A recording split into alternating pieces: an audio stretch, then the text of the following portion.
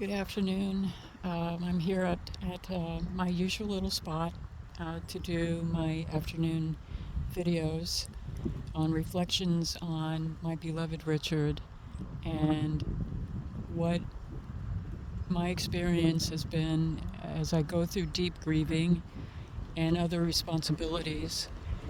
And I have talked before in previous videos that people like myself that have been with their beloved companion. For me, I'm 70 now, and I've been with Richard since I was 21, and I have been with him for nearly 50 years. And Richard always took care of everything from the beginning right up to the end, everything. And I would joke, we would both have a little joke about how I was his Stepford wife because my job was simply being the homemaker, which I loved. I enjoyed doing it. I kept the house clean and I did the grocery shopping and the cooking and that sort of thing. But that was pretty much it. Richard took care of everything else, from taxes to the physical work, um, such as bringing in the firewood, taking out the trash, and living out here on the ranch. That was not like where you're living in a neighborhood of suburbia, where you just put the trash can out by the street in front of the sidewalk or whatever. And when you're out here on the ranch, in order to take the trash out, I have to put the trash cans in the back of my Prius and drive like a quarter of a mile down the driveway, and then I have to take the trash can and lift it, no matter how heavy it is, up and dump it into the big dumpster, and then I have to take the recycle trash, and it's heavy. It gets filled up all the way to the top with heavy stuff, not just with my stuff, but the renters. They put their stuff in there, and I have to take that and push it uphill, kind of. I have to go up a slope to get it up to the street where it's taken. I'm just mentioning this because I was again reminded of that movie with Jessica Lange, Men Don't Leave. And it was kind of a message about what does a wife do when the husband dies and you weren't exactly prepared for taking over all of the things that your husband did. And I got to admit, I was not prepared. There were things that Richard showed me, and I have learned, as I mentioned in my last video, I learned how the water system works. But I think he tried to show me a couple of times, but it just didn't stick with me. And it just seemed like we went day by day, and nobody expected him to die. He didn't think he was going to die. Even when he had some hard problems, I'm sure he didn't think that all of a sudden he was going to check out. And so now I've been learning, even though I've been in deep grieving, I don't have any family to help. I don't have friends to come over and help. I was speaking with a good friend, the daughter of my mother's husband. It wasn't my father, it was my mom remarried to Jim, and Jim's daughter, Jolene. She became like a pretty good friend of mine. We've had really good talks over the years. But she's 80 and her husband was around the same age, and her husband just recently passed. And the difference is, even though she's going through deep grieving because she was with him for all her adult life, like over 50 years, like around 55 years, and she's going through deep grieving. She lives right near her daughter and her daughter's husband. She has two children, son and daughter, and the daughter's pretty well off because she married a guy that is, I guess you could say, a millionaire because he owns a company that is doing really, really well. So the daughter is not hurting financially, and she has helped Jolene, but she has her daughter right there, right near her, to help on anything. Her daughter pays for in-home house cleaning, and whatever Jolene needs, she's covered. So even though she's in deep grieving, she has that support system, that support net. I don't have anybody. My brother died at a very young age, when he was only 31. My mother passed in February. Actually, today I've been saying my prayers for her. Not today. She didn't pass away today. She passed away February 20th, 2024. But today is February 20th, so I've been saying my prayers for her and lit a candle. But I don't have my brother. I don't have my father. He passed away. My mother passed away. Now Richard has passed away. And Richard and I always lived kind of a secluded life. As far as we were concerned, we just were happy together. We didn't need to have a lot of friends over and be occupied with social opportunities and that kind of thing. We did when we were younger. When Richard was in his early 30s and I was in my 20s, we had friends, mostly all of his friends, that would come by, and it was fun. It was nice to have company, and but as we got older, it was just us. It was just me and him, and we just had our routine together and our life together, and that was fine.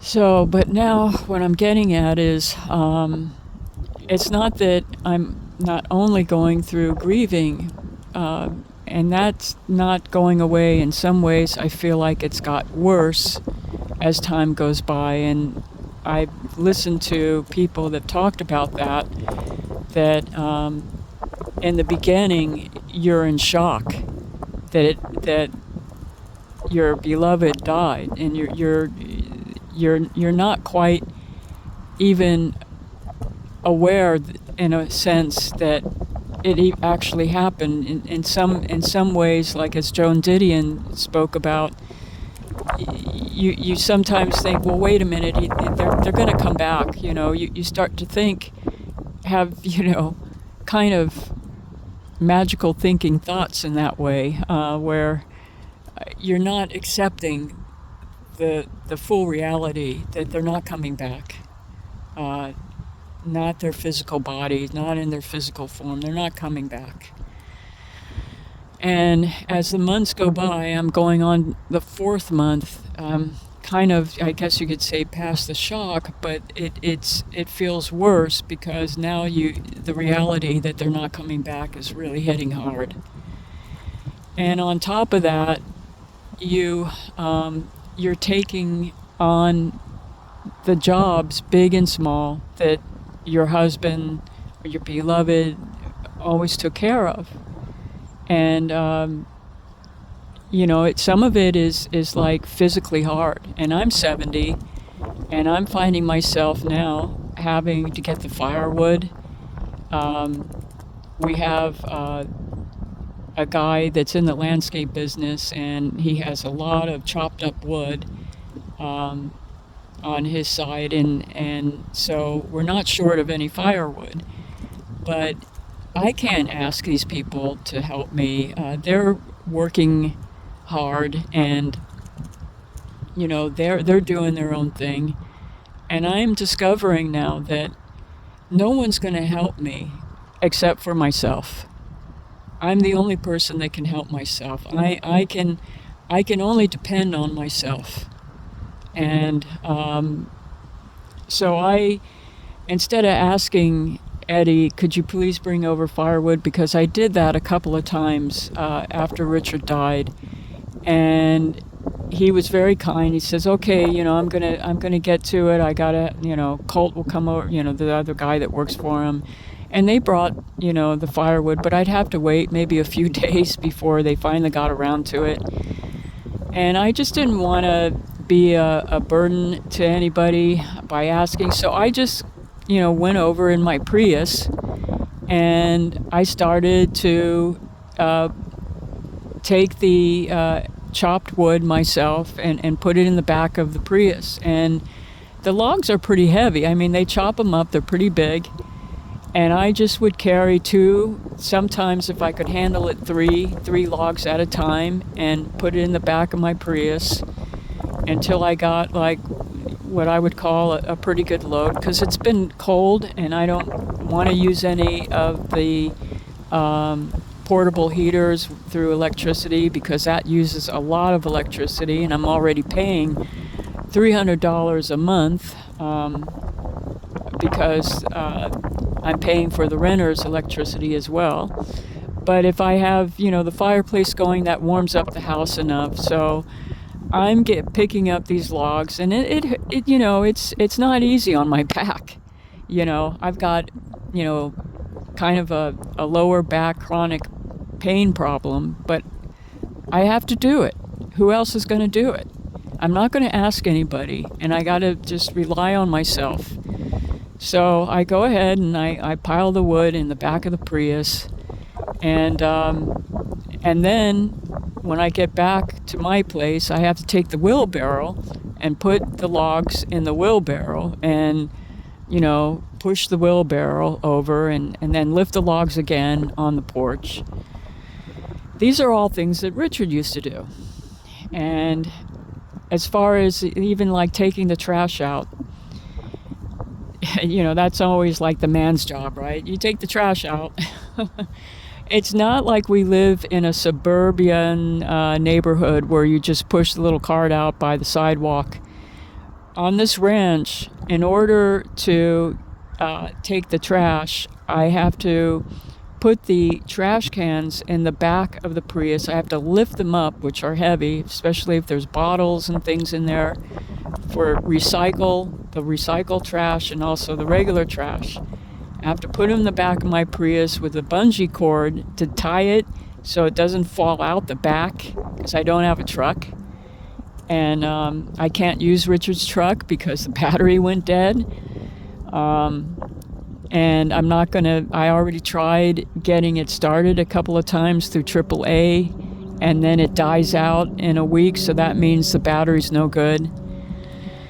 So, and anyway, I wouldn't feel comfortable driving that truck. I'm just, I'm used to my Prius. But the Prius is like a truck. I mean, those Priuses are amazing. I have a 2006 Prius that I use for this, and it is an amazing car. It's like a small truck. I mean, you wouldn't believe what it can fit in the back. And so, I put I have to lift the trash cans, put it in the back of the Prius, drive about a quarter of a mile to where the big dumpster is, and then I have to lift it way up, because a dumpster, it's high, where you have to lift it up and dump it in there. And so I have to lift the heavy trash can way up to dump it inside the dumpster. And then on the recycle one, no one's going to do it because I've been doing it. I have a reminder Monday. Every Monday I got to push it up to the street. The other week I forgot to do it, and I thought maybe Eddie, the guy that lives out in the front, maybe, because everybody uses it. I'm not the only one that uses the recycle trash one. And I thought, and I hardly even filled it up. I just had a few things in there, but it was filled up to the top from the other renters. And I thought maybe Eddie will take it out. He'll, remember to take it out. No, I forgot, and nobody else took it out. So last Monday, I had to, every Monday I have to do it, but it's not like I just push it out a little bit to the street. I have to take it out and push it uphill. It's like it's up a slope. So as heavy as it is, I have to push it up until I get it to level with the street to be picked up on early Tuesday morning. These are all the things that Richard did for years and years. I never had to do this stuff. So I'm mentioning this because it's just kind of hard to go and start over by yourself when your life companion is not there to help you. And it's just been hard. It's been hard because I have no one. I don't have, like I said, family or friends. And I don't mind doing it. I mean, thank God I'm strong enough to do it. I'm in pretty good health where, on the one hand, I'm kind of crying right now only because I miss Richard, not because of the work. In some ways I think, okay, I don't even mind doing it because in a way it's kind of like building up my muscles. It's like working out at the gym or something, doing this stuff. And, but it's more than that. Like Richard always fed the horses. So now, we're down to 3 horses. We used to have a lot more, and they passed away. We had horses going all the way back, 30 or 40 years ago, and they live much longer lives than dogs and cats. They can live up to 40 years, but most of our horses passed away, and we're down to 3. So, I go to Limos, the place where you can get the 4-way oats, and I have to lift that 50-pound 4-way oats and put it in the trash can, the sealed trash can, a silver metal one, to protect it, so that no mice get into it. And that sucker is friggin' heavy. But I have to lift it. I have to lift it no matter what. I have to lift it out of my Prius, out of the back of my Prius, and then I have to drag it over into the little I forget what it's called now. It's like a little garden house, and I have to drag it from the pick it up and then take it and lift it again to put it in the silver metal trash can. And that's a backbreaker if you ever it's not been easy on my back, and as I said, I'm 70 years old, but I do it because the horses, they need their oats, especially during the winter. They got plenty of grass, but the oats keep them healthy. And I just, am trying my best. And on top of that, bills are coming in. I don't know what to do about the taxes. And, these are things that you need. If your husband is still alive, man, you better sit down and really go over everything and get prepared. Get prepared for what you have to do. Find out everything. Get everything written down. Because, you never know when they're going to die. And if you're not prepared, you have to learn from the ground up how to do these things. So I'm just letting you guys know, if you're in a situation where you're an elderly couple and, if your husband ends up dying before you, you better sit down with your husband and make sure that you know how to do everything and how to cover for everything, because it's it's it's not easy to do it when you're left out on a limb. All right, thank you for listening.